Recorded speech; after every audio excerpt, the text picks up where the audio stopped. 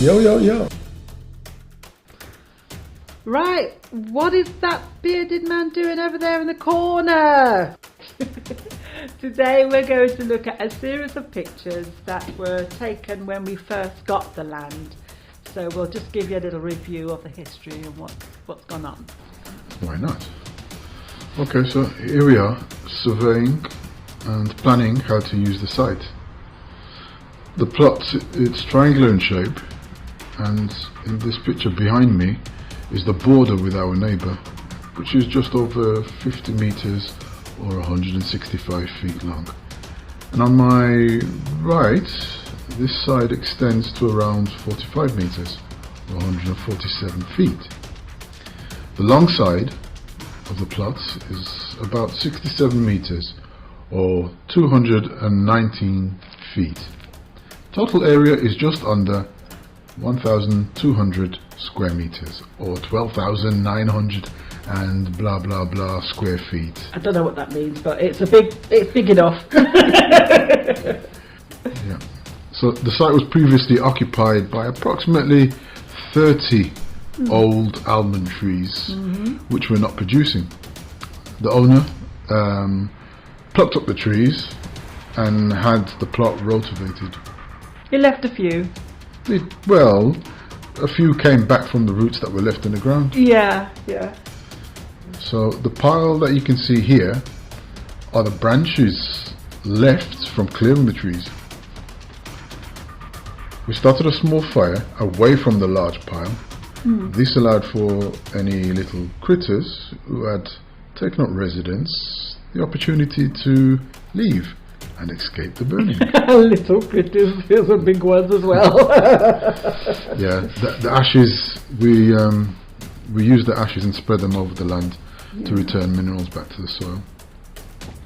And just beyond that pile of branches is a walnut tree. And this is a view from under the walnut tree.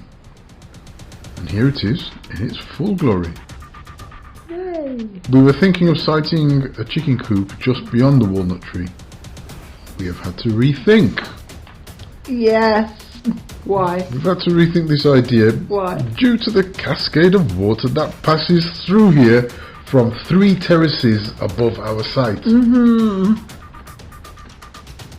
It was quite damaging actually last year, wasn't it? Well, the neighbour's land, his soil, washed down into ours.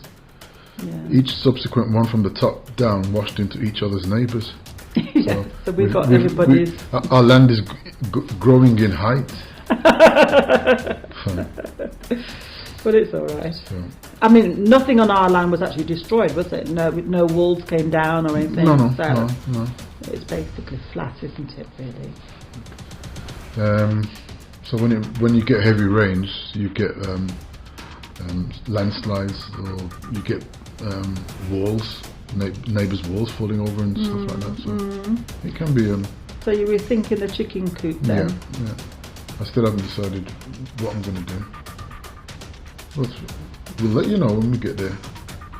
But it's a good place to put them though, isn't it? Because it's like out of the public view, really. Yeah. But it's how you protect them from the water that comes down when it rains heavy. Here is the largest of the 3 olive trees shading the entrance to the casita. So what's a casita, you ask? Well, in Spanish, casa is house. Casita is little house or mother-in-law apartment. Are you giving lessons now? Well, it really isn't. It's more equivalent to a garden shed on an allotment. The soil? Mother-in-law's apartment. Mother-in-law's apartment. You put your mother-in-law in there. Or maybe some wood. And here's our pleasant soil, which looks like rocks. And in summer it can be that way. But when it's covered, I find with hay or grass or anything that covers the land, then it remains more friable, and moisture is retained in the soil as well. Yeah, experience has taught us that, hasn't Yeah. it? So here in this short video clip, we're clearing overgrowth, which using a machete. And you've got a name for that, haven't you? This is Miguel. Miguel. Miguel. So, yeah. I keep way back when he was using that. And I hold the stick in the other hand. Yeah. Don't want to chop my leg off. You were clearing the overgrowth. Why didn't you use a strimmer then? Did we not have one? Oh, we didn't have the strimmer then. The machete was the strimmer. So where I'm actually clearing is right next to a small country road that passes that our land, Yeah. which is then bordered by the ring road which goes around the town. And here we are, relaxing, taking some refreshment while preparing beds and irrigation trenches. Yes, you do allow us to have a few breaks. Every now and again. Clay soil can be rotivated and become very soft and fluffy, but after rain or watering, it forms a crust that impedes the passage of water into the ground, which is then baked by the sun at 30 to 40 degrees Yes. through the summer. Yes. After the onslaught of the heat and dry weather, the clay soil becomes like rock.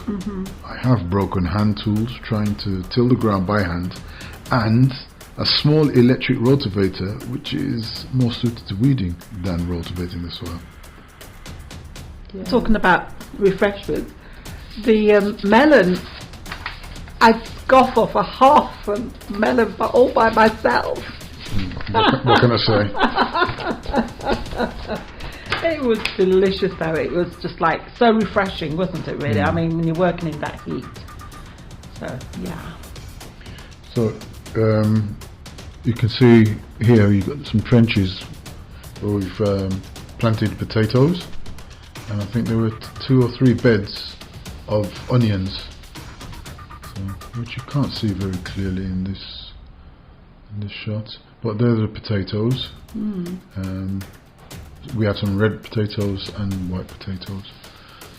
What variety I can't remember. What was the idea of planting them in trenches? To get the water the trenches through, or the what? trenches is what's for watering. You can see at the top there those little openings in the grass wall there.